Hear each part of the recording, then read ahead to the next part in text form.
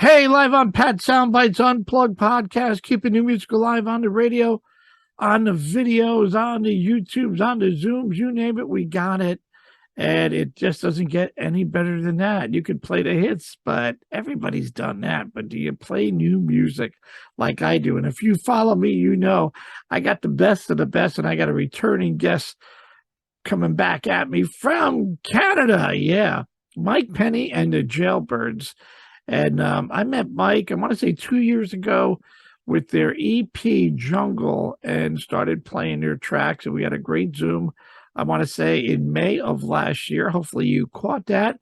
And hopefully you supported Myke and the Jailbirds with Jungle and great tracks. I Will Move On. And a lot of other tracks I want to say that I played. My mind is fried today. I don't know why. Dull my brain. And of course the Jungle. I think it was 5-track EP, and they were all good stuff. Really a concept type of EP, but great band out of just north, I want to say, of Toronto. And I got Myke on the on deck circle. But as first, we're going to play the video for their hot new single called Sludge. And we're going to talk to Myke all about that. So let's play it. And then you'll know exactly what I mean.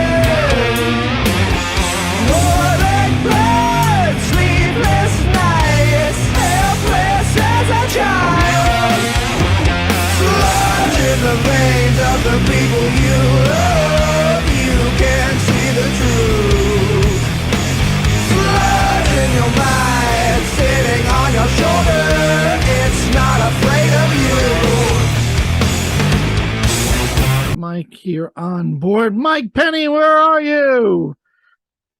Hello. There he is, vocalist, guitarist, founding member of the Rockers, the Jailbird, and Sludge. He, man, is busy on the road. Had to pull off and take a minute to chat with us. Good to see you, Myke. Yeah, thanks for having me on, man. I'm glad to be back. And yeah, it's awesome to be here. Yeah, as I recall, we had a great chat. We were talking about Liam and his dreams and coming up with band names and songs and all that good stuff. But all very good, man. Sludge, cool track. Really kind of dark and creepy, and gives me a little Black Sabbath, a little, I don't know, Nirvana, a little of everything, man. Great riff. Talk to me about this cool artwork before you get into the whole song.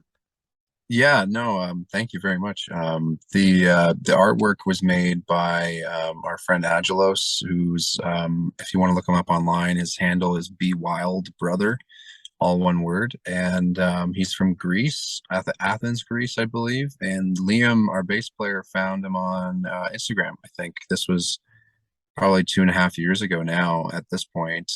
He's done every release artwork with exception to the Black River. So he's done like the Dull My Brain artwork, Watery Grave, the Jungle artwork, all that kind of stuff. I'll Move On, etc. And he did Sludge too.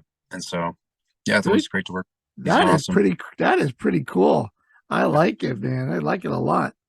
Or anything, it's wild. Like we just kind of go like, hey, we need, here's like, sometimes I'll send them the lyrics or something, but most of the time it's before we even have the song ready, so I don't send them yet, and then he'll send us the artwork, and it's just like, okay, this is amazing. So he's doing this before you even give him the whole track. I mean, he's got it in his brain like this. I know the band, I know their sound, I've been doing it a little bit. That's pretty good, man. Leave it to Liam. I tell you, that bass player, whatever you do, don't lose that guy. Yeah, exactly. He finds all these wild things online. Came up with the band name and sleeping, waking you up. I mean, it's all good. When did you? Well, let me ask you. So, Sludge, another building of an EP and putting it, releasing single after single, and just taking your time compared to just like you did pretty much for Jungle. Yeah, pretty much the same idea. We haven't talked about it too much yet, but yeah, that's the plan. Is this will lead up to another EP. Probably will be fully out before July of next year, I hope. And yeah, the plan is to put out a few singles, some videos, and stuff like that. And all the while still writing and everything. And right now we're because all that music is done and everything. And so we're actually preparing for some other stuff past that as well. We're always writing and everything and thinking ahead and stuff like that. So yeah, it's been really good. Yeah. I like that track, Tokyo Smoke. If you don't think that should be Oh, on an EP. yeah, that'll come soon. Don't you worry. That one's on the block. Yeah. You guys, watching you, obviously you're in Canada. I want to say north of Toronto or in that area. Um, you're really more of a live band. I got to see you guys live. I mean, your music is terrific, but to see you guys live and see you engage and watch the energy of your fans and the crowds and some of the gigs, I'm like, this is really a cool live band. Thanks, man. Yeah, we actually thank you. That means a lot actually. We really work on our live show and making sure that we're tight and playing really well and stuff like that. And yeah, we were actually lucky enough. We were just nominated and won this award for the Mississauga Music Awards, Best Live Band of the Year or whatever. And so that was amazing. We were nominated alone. That was incredible to us. And then we won it as well. And so yeah, just to be even recognized like that by the city was amazing. Yeah, it's really cool. It's very very Can, humble. can you walk out of your home and go to the store without getting mobbed and autograph shit, all that good stuff? We're not famous yet. Oh, stop it. Come on. Come on. You're talking to a guy in New York. Don't come to New York and somebody go, I know that guy. I saw him on Pat's show. Well, I hope so. I pray for that. A little lineup change when we chatted. It was a trio, and now I see a quartet. Tell me about that. Yeah, so yeah, we went through a lineup change right before we dropped Jungle EP, right before we talked the last time actually. And we ended up finding it took a while because during the COVID times and stuff like that, it was obviously difficult to jam with people and everything. And there was no shows, so it was kind of just a incubation period or whatever. And then we ended up finding we jammed with a lot of people, and we found Kevin and Hayden. Kevin's drumming, and Hayden plays keyboards and some guitar as well and other things. And yeah, I mean, it happened naturally. We wanted to let that happen, and we met Hayden. If you're familiar with our YouTube channel, there's a video of us performing at Oshawa Music Week from 2021, and Hayden was actually the a filmographer for that, and that's when we met him. And then Kevin, I think I just stumbled upon him on Instagram or something like that. He was playing with another band that we know, and I think yes, I remember now. It was our buddy Jeff who was actually he played on Sludge and stuff like that, and a couple other songs that are coming out before we found Kevin, and then he shared online. He plays in some other bands or whatever, so he was just kind of helping us out with that time if we had some shows or whatever. And he shared a show where I forget what the band was that he was playing in, but Kevin was playing the band, and I was like, "Who the fuck is that drummer? He's amazing." I just found him through the tags. Like he wasn't tagged in that post, but I found the venue or the show or whatever. I just searched Instagram for a few minutes, and then I ended up finding his profile and just reached out and we jammed, and the rest is history really. But with both of them, it was really sort of an instant thing, and then we kind of knew kind of right away that I think that's really I think everybody's like that though, right? Like if you either know or you don't, like right off the top. I think if you're playing with somebody like right for the first time, it either clicks or it doesn't. You know what I mean? There's no really like learning how to do that. I think it just has to be there or not, really, from my experience at least with this. with this stuff. But yeah, no, it's been amazing having them on, and everything. All the music is flowing really nicely, and we're writing really cool stuff. And yeah, it's been a pleasure to hang out with them and everything. Yeah. Yeah, you gotta you would know, as you said, I'm not a musician, but when you're on a ball team or any type of team networking, you know if you got the right chemistry or not, and you could just tell. And I mean, yeah, it kind of sucks here or there that like life shit happen, people move on and leave the band or come in the band, but it's got to be like a thing of fresh air when you have, like you said, I gotta get that guy. There's something about that guy how he's hitting those skids and he's playing like he's got our idea, our mission, our sound, and how he would fit in with the songs that you write. I mean, it's got to be like holy crap, and then to have him there. And I follow you enough to see that you guys have been back on the road and playing shows. And the first time you get on a stage with Hayden and Kevin, and at the end of the show, you got to be looking at Liam pinching yourself, going, "Holy crap, man! What a show!" Yeah, totally. No, yeah, the first one I think was in Peterborough, Ontario, which is up north, sort of, not really north, but like northish. And it was sort of like we wanted to do some test run shows or whatever, just to kind of get some feel going, because it's one thing to go in the jam room, but it all goes out the window when you get on stage. You know what I mean? And so you really that's the real test. And then yeah, it was awesome. It flew by. It was like a millisecond, but at the end of the set or whatever, and we're just like, oh, we're done now. Okay, shit. Like it was fast, but yeah, yeah. I guess that's how it always goes when it's a good time like that. But yeah, certainly. Well, hoping for a lot more good times. I just interviewed Snake and Rachel of Skid Row. Now, Skid Row's been going from, starting with Sebastian Bach back in the 80s. Yeah. And they got a new singer who they met like at a festival. And long story short, they hired him. He won the Swedish Idol, like American Idol. I don't know if you have Canadian Idol, these shows where people go on. And this kid, he's like, I don't know how Eric Cromwell is, like 30 maybe. He did 18 in Life on the audition, and he wins. He wins it, and full circle, he's now the lead singer of Skid Row. And the guys are like, up in my age, and they're like, hanging out with a 30-year-old guy who brings all this energy and he knows all the songs. And they opened for the Scorpions, and like you said, look, we got to go rehearse, see if you got it. It's like an Energizer bunny rabbit running around. And they were like, is this really happening now? So, yeah, they got a new album. Check out Skid Row's new album. The gang's all here. It's a breath of fresh air, and they had a great album producer. But no, good for you guys. Sludge. I was playing the lyric video and I listened to it. And where did you get that guitar riff, that groovy, creepy, dark? Like, it's kind of a little bit different than anything that I've heard on Jungle or even Black River. Yeah, no, it definitely is a different turn for us. It's I that's one I don't remember where the riff came from. I know I wrote it, but I don't remember. Usually I remember where and when with a riff like that. For some reason I can't peg that one. But it was just one of those ones that kind of it hung around for like a long time as like an instrumental version of a song, and we just kind of had it there or whatever. I remember like I made the whole demo in my apartment at one point, and like programmed the drums, and that's usually what I'll do if I have an idea for a whole song. Sometimes I just have a riff, or sometimes I have a whole song, and I'll go home and just make a demo of every instrument and stuff, and just kind of like here's what I'm thinking to the guys. You know what I mean? Way easier to portray it to them like that.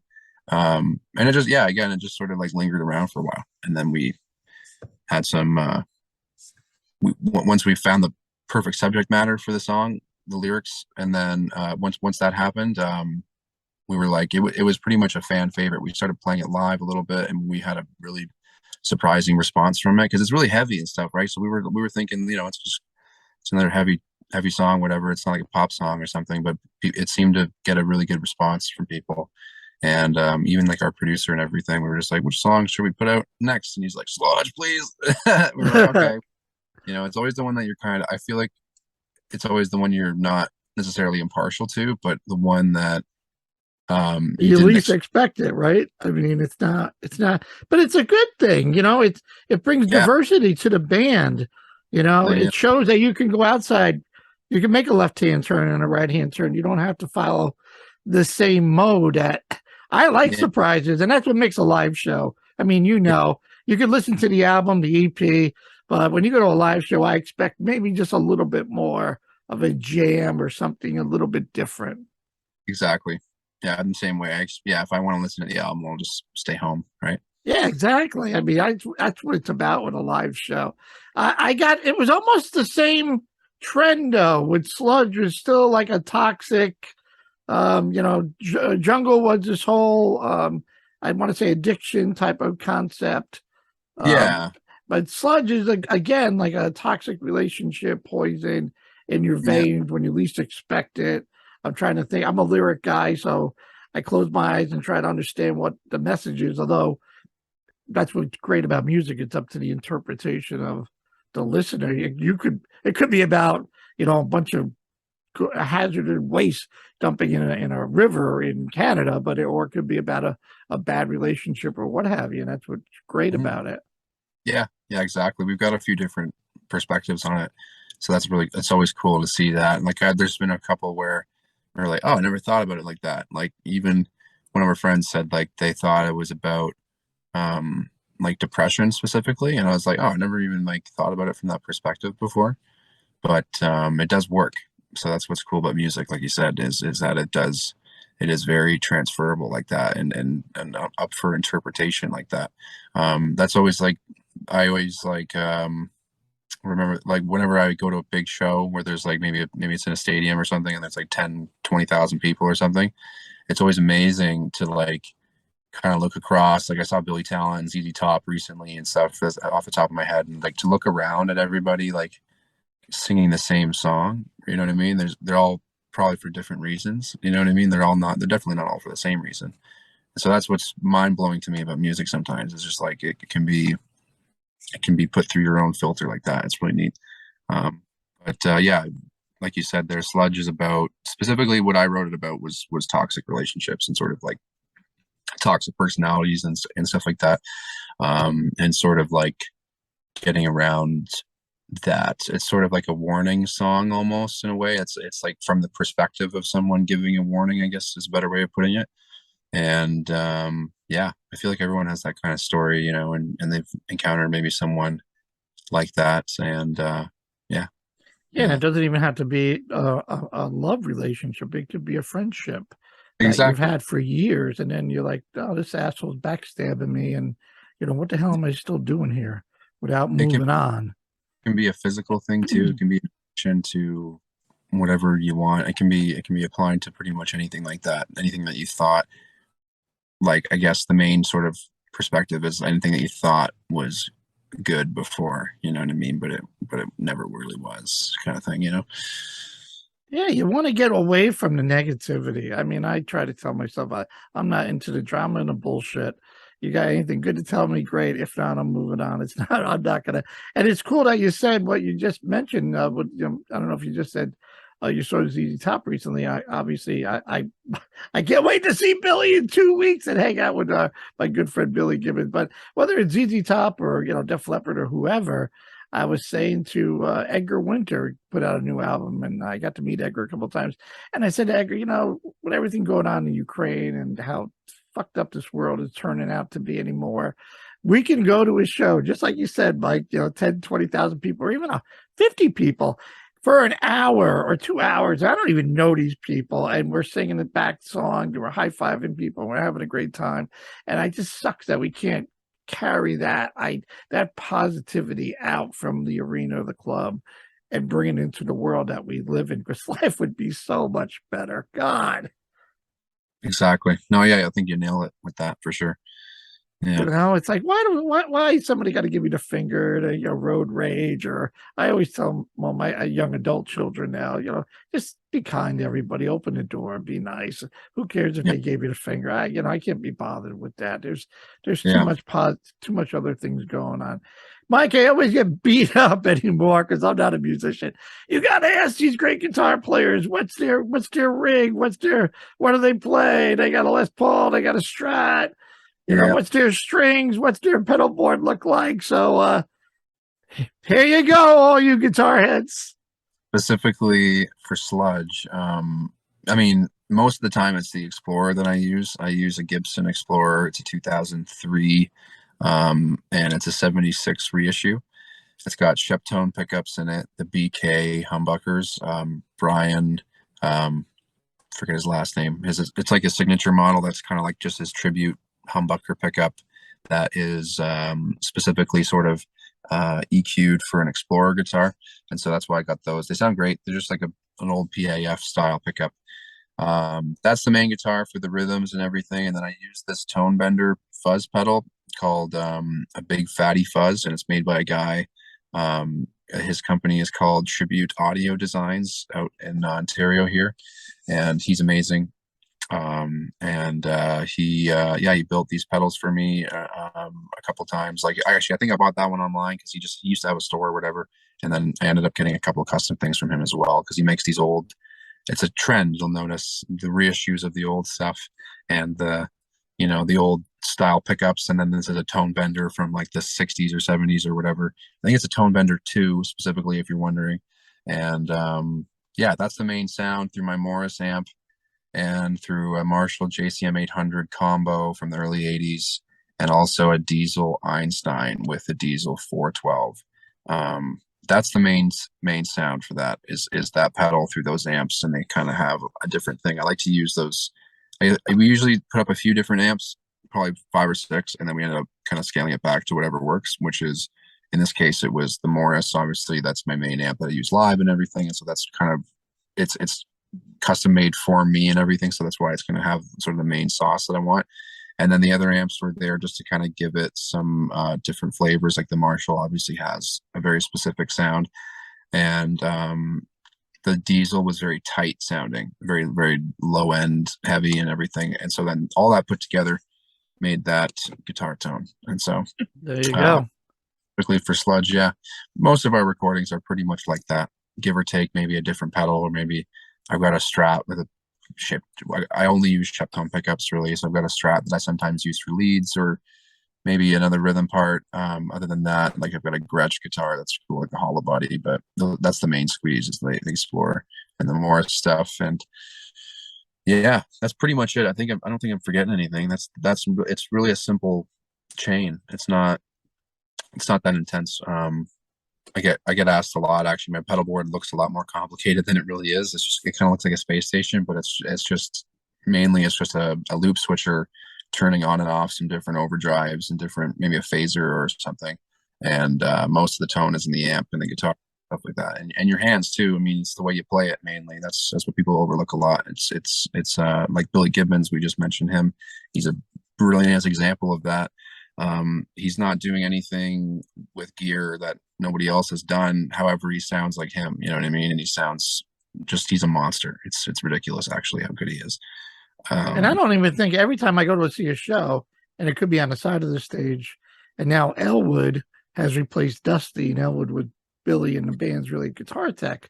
Yep. You never see a pedal board in front of Billy's stuff on the stage, never. And Yeah. I always say, how do you do it? And he's like, same 3 guys, same 3 chords. And I'm like, oh my God. And he was the guy to tell me, go back to the blues. You got to go deep, go back to the blues, go to deep. And I'm like, all right, I get it. And we were talking about guitar strings. And I want to say he told me when he met a couple times BB King, he's like, dude, you're using, I want to say, maybe I have the story backwards. Billy used heavy strings at the time, and he grabbed BB's Lucille, and he said, "Oh, this is way different." He's like, "You're killing yourself. You don't have to go crazy. The easier, the softer, the better, the faster." Yep. And yeah, you can hear that in his tone too. ZZ Top records, like from I think the earlier if I'm not mistaken, he used the thicker strings on like the earlier albums or whatever, and you can kind of hear it change. That's cool. But yeah. I gotta Um, tell him next time he's in Canada, you guys gotta open for him because that's yeah, that's what they actually look for. Now that I know them and their management a little bit better, is like when they go to different towns, they try to showcase the local band than having somebody go with them all yeah. over. So they We go to Canada, they grab a Canadian band, they go to the States. Usually, I'm going to see them hopefully in 2 weeks, and in Connecticut at Foxwoods is where I normally see him. And it's usually, one guy or two guys that you never even heard of that they bring on, they play a little blues rock and play for a half hour. And, they don't have a lot of equipment. So they're off the stage in 5 minutes and then yeah, things go.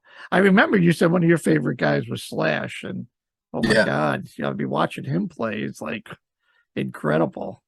yeah. He's wild. Yeah, we actually cover his. I was gonna say we cover his top live and stuff too. So that be a good pairing for sure.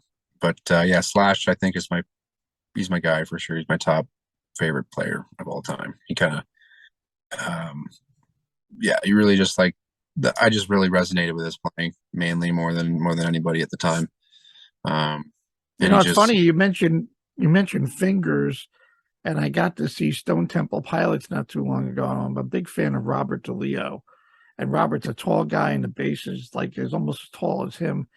And what really got me was the fact of, I mean, he's a big guy walking around stage, but he was the bass. You could almost feel every note. You could feel the passion that he had for every song. And I can't say that every time I go to a show. Not that I'm all drunk or anything, but I really concentrate now and really understand the music and what they're doing. And man, Robert's moving around and watching his hands. And my buddy was with me. He's a guitarist, and he says he does chords that you can never even. I don't even know how he comes up with a sound. It's incredible. yeah, he's an amazing bass player. I don't think he credit he deserves, honestly. Every time I've never seen them live, but every time I see a video or anything on YouTube, you go down the rabbit hole. It's just the tone he gets. It's just, I mean, all of them are incredible.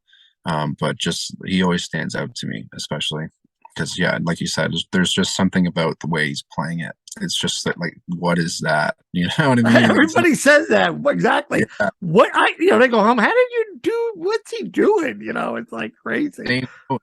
Everybody has the same 13 notes. You know what I mean? It's You just can how only you, do so much, right? So it's like, yeah.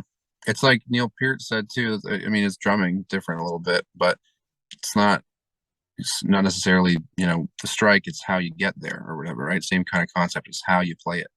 That's really what I try to drill in my own head a little bit. It's just like, don't worry so much about, because I got into that headspace with writing where it has to be complicated or it has to be something that's spectacular in terms of like technicality and things, and it's just it doesn't, it really doesn't. It's just more about the passion you put behind it, like well, that. Yeah, and I think I probably asked you last year or so.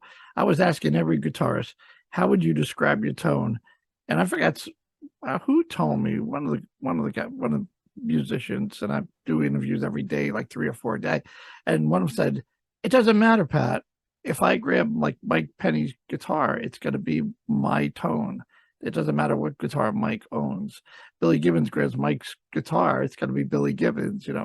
He's got that feel. He knows what he does, and it's all comes out of the person and the fingers and what they're thinking of. When I first started the question, I thought it was interesting. Hey, describe your tone. Do you play by notes? Do you play by passion? Do you care about the notes? But then somebody's like, they put me in there, like, it doesn't matter. I don't know. Does it matter, Mike?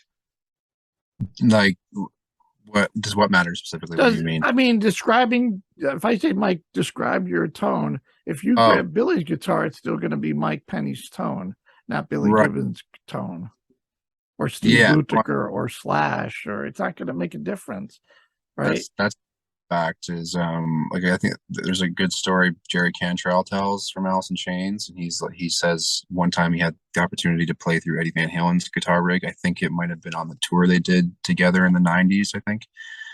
And he said the same thing. Like he was just like he plugged in Eddie's guitar through his rig and everything, and it sounded like Alice in Chains. Yeah, And exactly. And then and then Eddie gets it on, and then It's it Eddie sounds, Van Halen. yeah, it's I what it is. forgot who said that to me, and I said, "Okay." I had another question, Pat, but I Yeah, thought it was I mean, cool. I've never That, had, I never really described, I've never even really thought about it, but it definitely is a thing. I've heard a lot of really, really good guitar players say that they don't really care. Not that they don't care, but it's just like it doesn't really, really matter what gear you use. You know what I mean? In terms of, so some people get so anal about like what amp and what vintage thing and what year this is and that, and just it doesn't matter. It really doesn't. Look at like get was it get Get Back? I can't. I'm gonna get fried for not knowing that. But the Beatles documentary that yeah, Get Back, right? Get Back, they're using brand spanking new Fenders in that series, which is, I mean, it's obviously a different time and it's a little bit different, but it's nice. It's funny to like think about how they didn't care about using a specific guitar. It was literally a guitar off the wall that they had been sent or whatever, and they were just like, "Oh, this thing's cool. Sounds good. Okay, great. Let's make a song." That was it. They didn't care, you know, and people just spend too much time on it, in my opinion. I used to, you know, I used to. I'm unlearning that, you know, just There you like go. cares, you know what I mean? Just be open to the process and just play Where some music. where can our listeners pre-order? I know it's obviously you can go to Spotify and download it, but I always tell everybody buy it. So when you see Myke and Liam and Kevin and Hayden, they can sign it for you. But for now, you could spend a couple of dollars on Spotify. Where can you go get that, Myke? We've got a vinyl record on our website. You can find it on our store, the jailbirds.com. That's our first two EPs. It does not include Sludge. We're going to do some physicals probably next spring for Sludge and the EP that it's going to be on. And I would also like to mention that there's going to be a new single coming out before the end of this year, 2022. I think it's going to be November 7th. It's a cover song. We've never released a cover song before. It's an old classic hard rock song. That's all I'll really say. And we play it live a lot. It's kind of our staple. I guess it's sort of like people have come to expect it a little bit from our set. So maybe if you've seen us play, maybe you know what I'm talking about. But yeah, November that should be coming out, and it's gonna be kick ass. The Jailbirds, their website, the Jailbirds Facebook, the Jailbirds band on Instagram. I gotta get a T-shirt, Myke. What am I waiting for? I know you got T-shirts and all kinds of great merch out there, and I know you got a show coming up, Rum Runner in London Music Hall, not the UK, London in Ontario, I believe. Correct? Yep, you can. Yeah, exactly. You're right. London, Ontario, Rum Runners. That's in the London Music Hall. If you're unfamiliar with it, it's like sort of like the back studio room, and it's a great place. We played there before. We did our Black River EP release there actually, and we're opening for our friends in the band Harm and Ease. I don't know if you've ever heard of them. They're really great. We played with them a few times over the summer, and now we're doing this gig with them as well. And yeah, tickets are on sale. You can find it on our Instagram link in bio, like Linktree. If you find our link there, all our tickets and everything are there, and through our website. Yeah, like you said before, you can find us on Facebook, Instagram, TikTok, all that stuff. It's all the same handle, the Jailbirds Band. Just type that in and you'll find us. And what I really liked about these guys, not that I didn't like them before until I met them, was even during the COVID time, they were doing all kinds of streaming, keeping everybody engaged on what they were doing. I like the idea of you guys in your dressing room shower, telling everybody how you won the award. But that's all. It's all good. Well, it's called Sludge. You got to go get it today. I'm going to play the crap out of it. Myke, always a pleasure to see you. You need anything, my door is open for November for your cover track, or even we could wait till the EP comes out. It's all good. Love to have you come down to the States. Give me a call when that happens. I can drive 3 or 4 hours if I have to. Absolutely. When it happens, I'll let you know for sure. It's definitely on the list. We want to tour wherever we can. So it's just a matter of time. So definitely a live band. You got to go check these guys out. It's on my bucket list, and I can't wait to hang out with these guys. It's all good. Myke, thanks a lot. Send my best to everybody. Go buy it today. Only here on Pat Soundbytes, supporting great bands, not even in the States, Canada, anywhere in the world. It's all out there. You just got to go dig it. And I'm the guy to find it and bring it right to you. Right here on Pat Soundbytes Unplugged Podcast.